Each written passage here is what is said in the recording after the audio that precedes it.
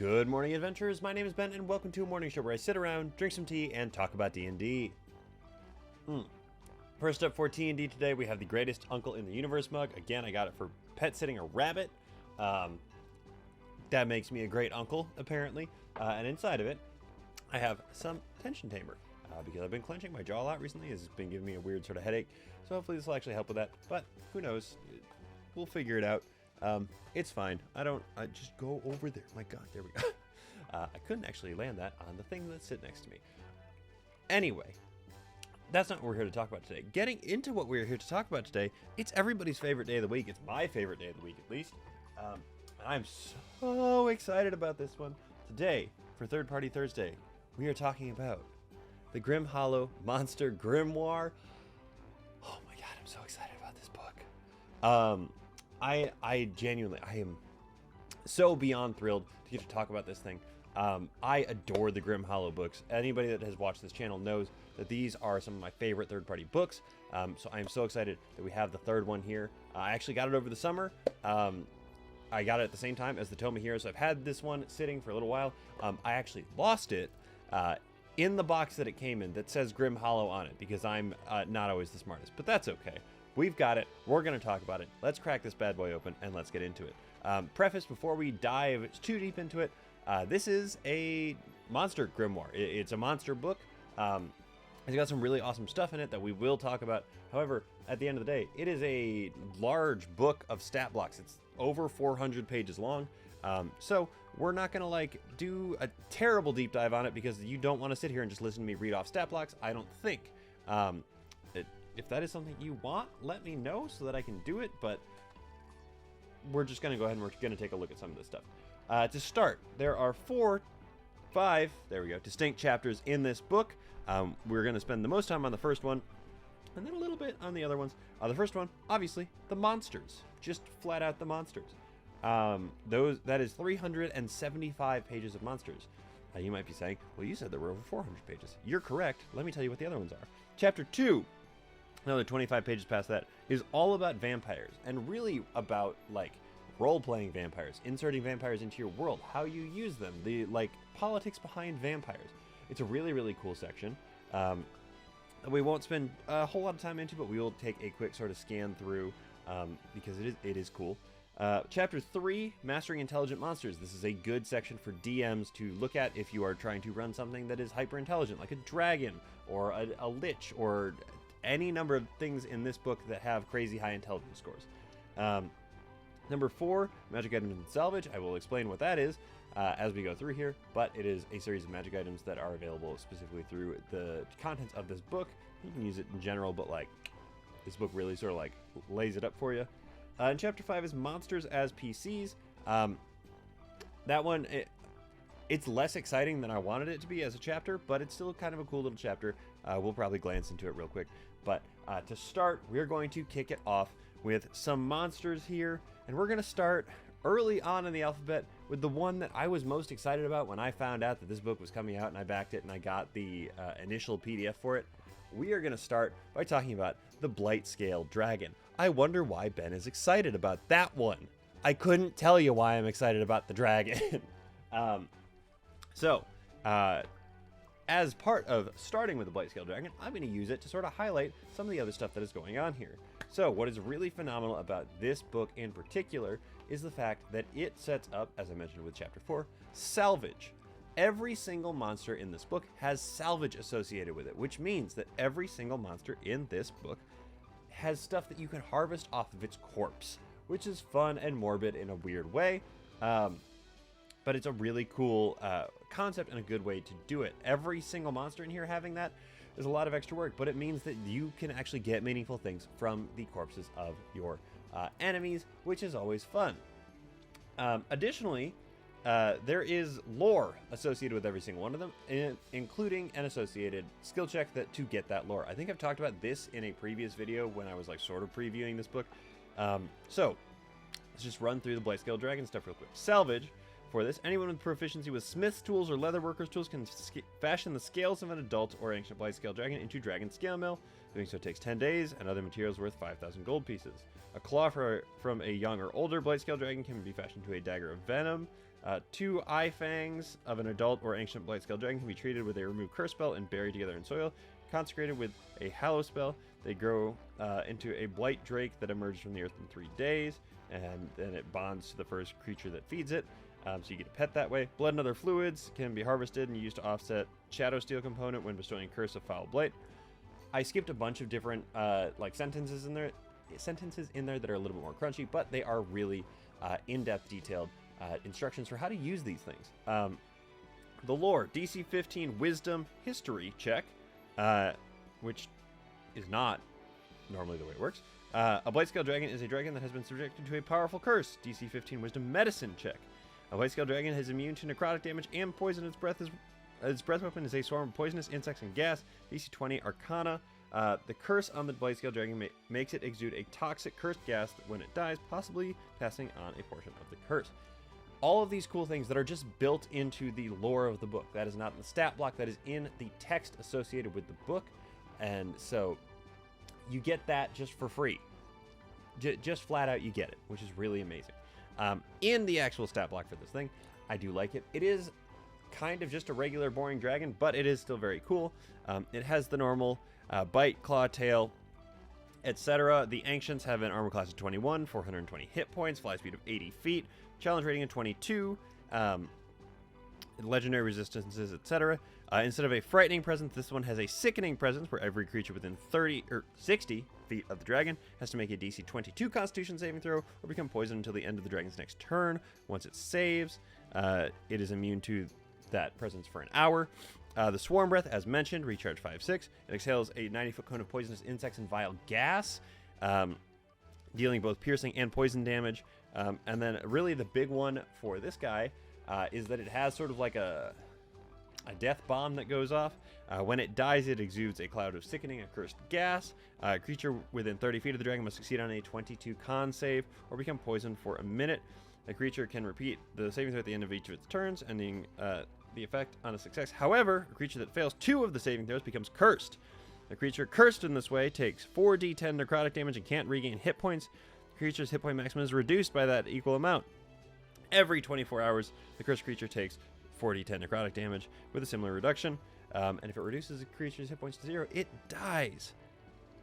And there's no repeating the saving throw once you become cursed. You have to go get the curse removed in order for it to really go away from you. So don't get cursed by this thing, because that is a really cool sort of aftershock from this dragon.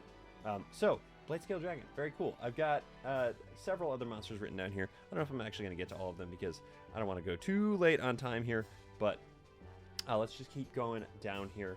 What is that number? 88, not 80. I can read my own handwriting. There we go. I love me a good undead ghost type person. The Disembodied are a really cool concept with that. I'm not going to run through their salvage and their lore and everything like that. I just did that so that you guys could get a feel for it.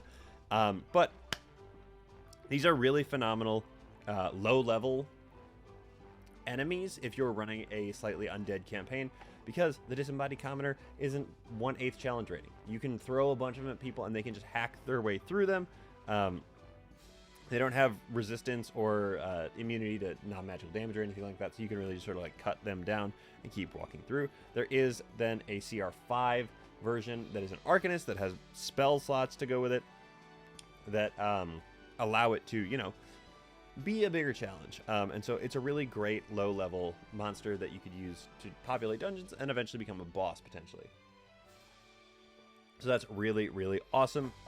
The lore associated with them says that they are ritual survivors, so use that how you will in your game. These are a really cool addition to the sort of undead scope that we have going from the official books down to this thing and everywhere in between. Jumping forward, we have one that I thought was actually kind of goofy because everybody knows what a Rakshasa is and how terrifying they can be. But in this one, we've got the Fate Cat. The Fate Cat is a cat that operates like a Rakshasa, kind of, where when it respawns, it tries to come and kill you.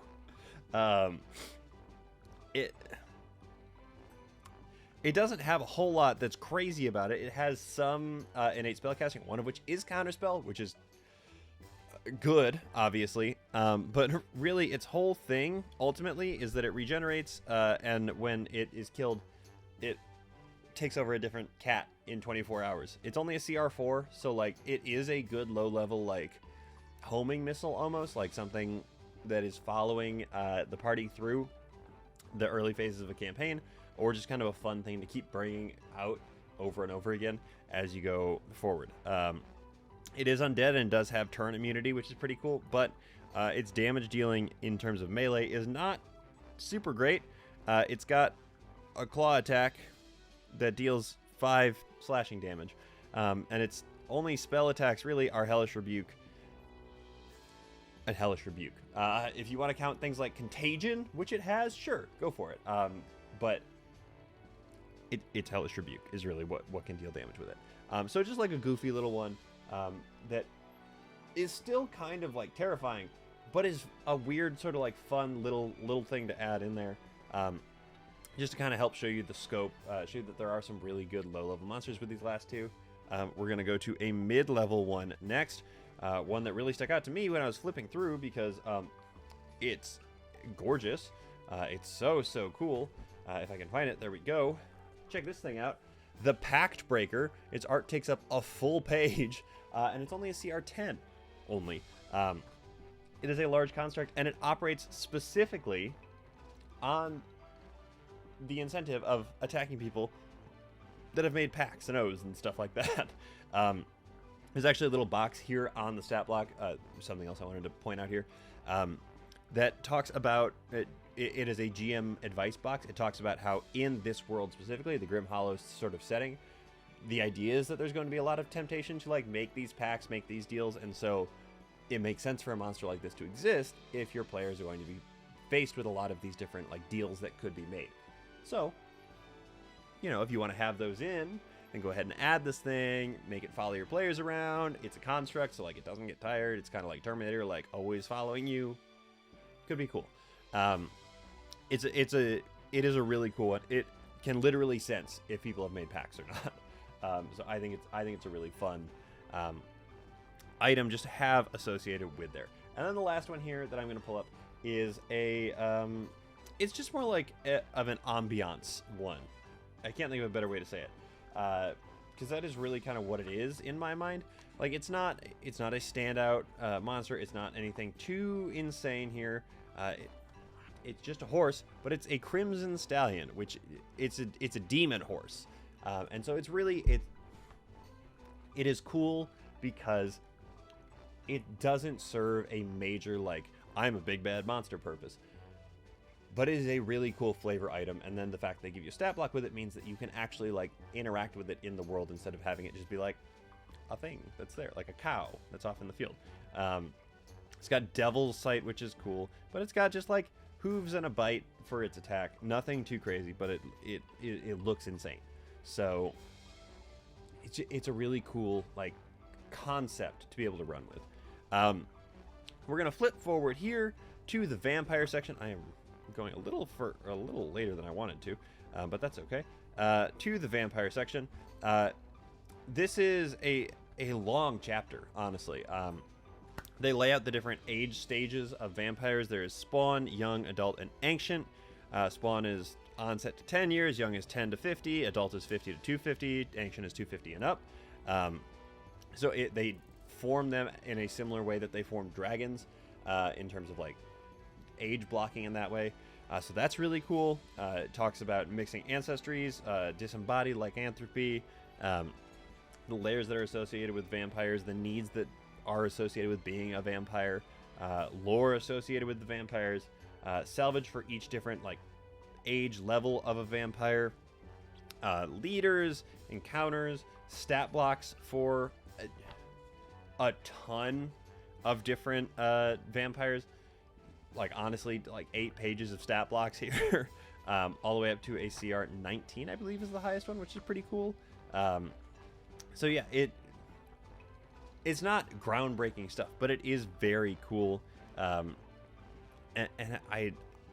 It's one that you have to look at in order to really sort of get the full effect on, because me just saying there's 8 pages of stat blocks is cool, but like, what are you getting from that without me sitting here and reading through the entire stat block with you? And that's kind of the whole thing. Jumping forward to Mastering Intelligent Monsters, just going to sort of slide right over this one. It's about tactics and the ways to use those intelligent monsters, the ways that they might be thinking. We've talked about it a little bit on the show before. Maybe we'll do another episode on it at some point here. But it's a really useful chapter for people that don't have to do that all that much, or maybe a new DM who is nervous about it. And even if you're an experienced DM with these kind of things, it's always good to like take a look and get a different perspective on it, just to have it. Magic items in Salvage. This is the cool one. There is a handful of pages here of new magic items that are specifically built with the salvage that you get. There we go. From these monsters, other than the ones that are listed out specifically on them. Like I said, with the Blight Scale Dragon, they have Dragon Scale Mail. That's not in here. They have a Dagger of Venom. That's not in here because those are existing D&D items. These are the ones that are on top of all of that. And to sort of point one out for you here, I picked out the Lichen Weapon. Weapon. Any. Rare. Made from the claws, teeth, and bones of lycanthropes. They tell you right in the front on all of these, like, what you need to make it. These weapons are particularly effective against other lycanthropes and vampires. You gain a +2 bonus to attack and damage rolls made with this weapon. Additionally, on a successful attack against a lycanthrope, the target is forced back into its human form unless it succeeds on a DC 10 saving throw. Charisma saving throw. I'm really struggling with this for some reason. DC 10 charisma saving throw, and also damage done to vampires with lichen weapons cannot be regenerated until the creature finishes a short rest. So it's got some really cool effects in there that focus on why it is the weapon that it is instead of just being a random weapon. And then finally, we come to the monsters as PCs. There are a couple of them in here. They list out, let's see, 5 different races. A couple of them are ones that we already have, like Bugbear, Null, that kind of thing. Do we have Null? I think we have Null. But the ones that we have are Bugbear, Favelin, Null. No, the next one's not. Grudgel, and Morbus Kobold. So, you've got some cool racial things in here for you to be able to use in your game as well. Just like quick little things thrown in at the end that sort of add to the overall ambiance. This book is really awesome. I really, really like it a lot. I love these Grim Hollow books. I think they're amazing. I highly recommend everybody getting them because, God, they're cool. They really are. And this one is no different. This one is really great if you're running a horror setting, if you want to go to the hells, if you want to run undead, if you want to do anything spooky for Halloween, anything like that. This book right here. It's so good. It really is. They do such good work there. Moving right along, we have next up, that's not the thing I wanted to click on, we have our shows for today. It is Thursday, which means, of course, we have Critical Role. We also have Authors and Dragons, NADBOT, and LGBT D&D. Check them out. Let them know that I sent you, because, again, someday somebody's going to say something to me about it, and I'm going to think that it's funny. But until then, I'm just going to keep asking you guys to do it. But that brings me to the end of what I have to talk to you guys about today, which means it's time to say thank you. Thank you so very much for making me part of your morning routine. I really do appreciate it. And thank you so much in particular to my patrons. You guys are the ones that make this show possible. If you're interested in becoming a patron, check out the link in the episode description below. Yep, that's it. That's all it is. I'm really good at this part. So don't forget, everybody. Drink tea, play D&D, and keep on rolling.